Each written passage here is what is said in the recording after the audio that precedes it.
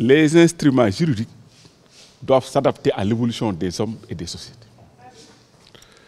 On a un code qui a été voté en 1998, le code 98-03, qui à un moment donné de l'évolution des choses était devenu inadapté à l'organisation institutionnelle du pays et la situation ponctuelle qui est l'exploitation illicite de forêt. Donc il a fallu rendre ce code-là conforme à la situation actuelle par 4 choses. La première chose, vous savez qu'il y a une nouvelle constitution qui a été votée en 2016. Et dans cette constitution, il est noté une constitutionnalisation des principes du droit à un environnement sain. Cette constitution a été votée après le code. On peut comprendre que le code ne le prenne pas en charge. De la même façon, il ne prend en charge les nouvelles dispositions des collectivités locales. De la même façon, il n'est pas en adaptation avec nos engagements internationaux. J'aurais même dû commencer par ça, parce que les accords internationaux sont au-dessus de la Constitution. Mais surtout, le code, dans sa version antérieure, ne prenait pas en charge correctement ce qui agite actuellement toute l'actualité du pays, les problématiques de l'exploitation illicite du bois et ses conséquences. Il ne l'avait pas pris en charge parce qu'il était vague dans la définition des incriminations, il était très léger dans les répressions. Donc, de ce point de vue, le code actuel a adressé 2 questions. Donc, en définissant mieux le concept de trafic de bois, en ajoutant la notion de commanditaire et en y ajoutant aussi une incrimination nouvelle qui est l'association de malfaiteurs. Du point de vue de la répression, quantitativement, nous avons relevé les peines. Maintenant, c'est de 4 à 10 ans et des amendes qui peuvent aller jusqu'à 10 millions, 30 millions. On a encadré les peines.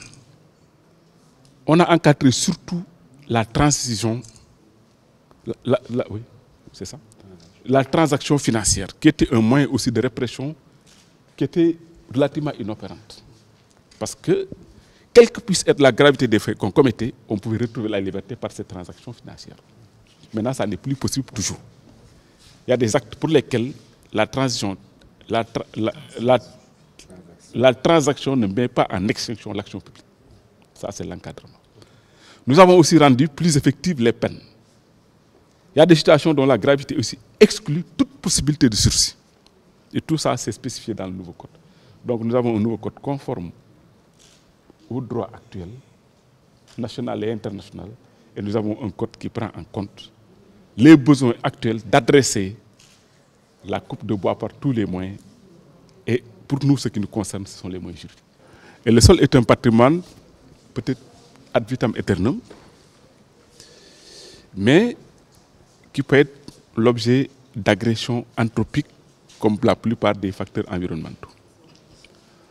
Donc, cet instrument-là permettra peut-être de connaître mieux les sols, de mettre en place une stratégie, un moyen d'en faire une utilisation rationnelle. Qu'est-ce que c'est une utilisation rationnelle? C'est que les gens en tirent des produits qui sont indispensables à leur vie, l'alimentation, les médicaments, tout ce qu'on est amené à utiliser dans la vie, pour notre vie tout court, provient du sol. Mais ce que nous devons éviter, c'est la surexploitation du sol, parce qu'il est déjà agressé par le réchauffement climatique. Si en plus de ça, les hommes se mettent à le démolir, ça ne va pas nous mener à des situations que nous souhaitons. Donc il s'est agi de mettre à la disposition des collectivités locales un outil qui leur permettra de mieux connaître leur sol afin de mieux les gérer. L'outil dont il s'agit est un outil didactique qui a été très bien conçu, aussi bien par le texte que par les images, qui permettra, à mon avis, de mieux gérer les sols au Sénégal.